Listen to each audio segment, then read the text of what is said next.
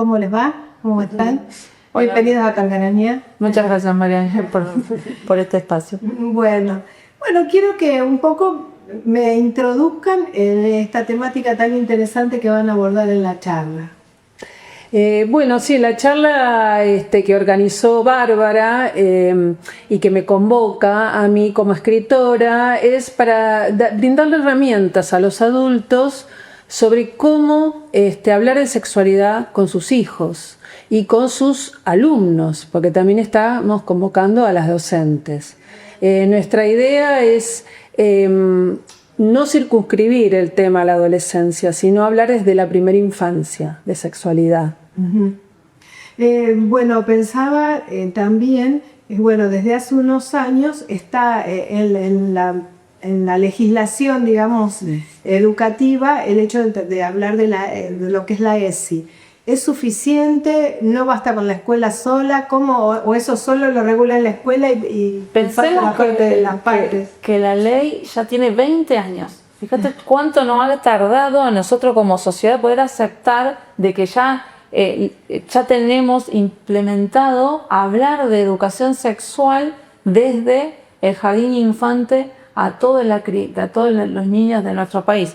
Fíjate que Cecilia lo va a hablar más en profundidad en la presentación, pero estos libros empiezan en el 2013, que es cuando empezó a darle más vigencia, pero tardó muchos años en el poder introducirse en las escuelas. Todavía se discute, eso es lo peor. Sí, se discute, pero es un derecho de los chicos tener educación sexual. Quizás se discute o algunos padres tienen temor. ¿Por qué? Porque no saben qué contenidos le van a dar. Por eso creo que es una responsabilidad de los docentes acercarse a las familias y hablar y charlar sobre los contenidos. Porque no es una decisión de los padres que le den o no ESI, sino que es una ley y es un derecho que no podemos dejar de lado, digamos. Es algo que lo involucra a la comunidad, es decir, a los niños, a sus familias y a los docentes. Estaba pensando también eso tiene que ver con la confianza entre el docente y los padres, porque como padres hay que tener confianza en el establecimiento educativo, en las enseñanzas que imparten a tus hijos, ¿no es cierto? Sí, y también tener en cuenta que si no es solo hablar de genitalidad ni de relaciones sexuales explícitamente, sino es hablar de vínculos, de estereotipos, de valores, de límites, de cuidados. Y de eso también tenemos que hablar. Sí, además en la escuela se dan muchas situaciones de bullying, hay situaciones de discriminación, de homofobia, de no solamente de cuestiones que suceden en el colegio, sino que cosas que suceden en las casas que repercuten dentro de la escuela. Como por ejemplo muchos chicos que han sufrido algún tipo de abuso en su familia, tienen ese espacio dentro de la ESI en la escuela para contar lo que les pasa.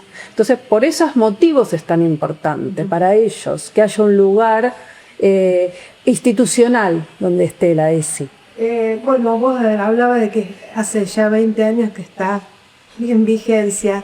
¿Notan por ahí desde el estudio la diferencia o los beneficios que ha tenido esta educación sexual en los chicos?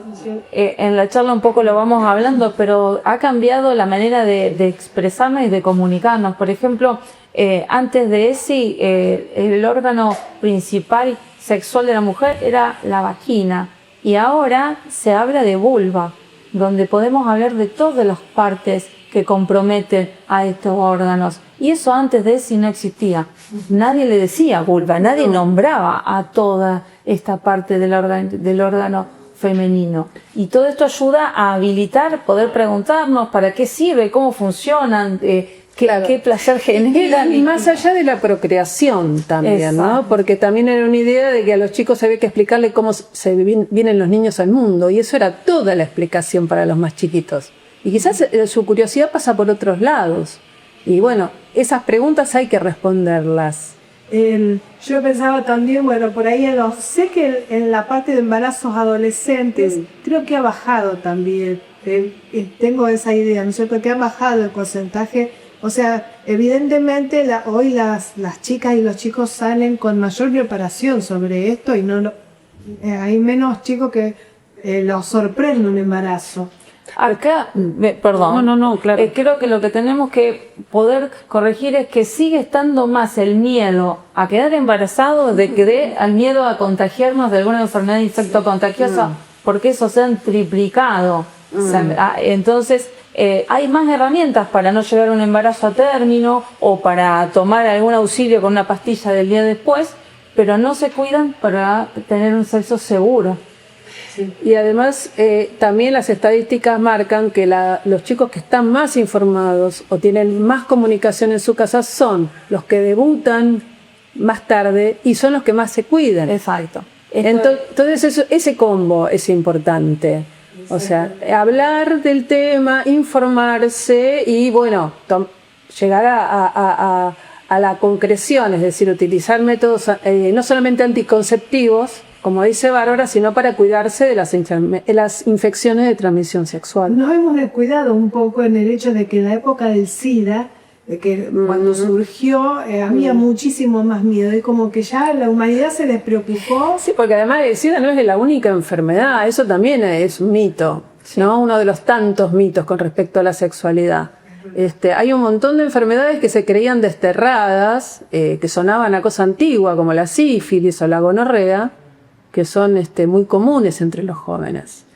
Chicas, les voy a preguntar, vos sobre los libros de tu autoría, sobre estos temas tan interesantes. Quiero que nos cuenten un poco por lo menos los títulos. Sí, brevemente. Sí, yo tengo 3 libros. Uno es ¿Qué es esto? Que para hablar con los más chiquitos, empezar desde la primera infancia. Es del 2013 justamente y está reeditado ahora por Penguin Random House. Y bueno, a partir del éxito de ese libro hay otros 2, que es Mi familia es de otro mundo, donde hablo de los modelos familiares, de los distintos tipos, de esa diversidad familiar, que también es una materia dentro de la ESI, hablar de la diversidad familiar. Y la correlación a ¿qué es esto? Para los que ya crecen y ya no son tan chicos, es ¿qué es esto de la pubertad? Para hablar en esa etapa que va de los 13, 14, cuando no sos chico ni sos grande.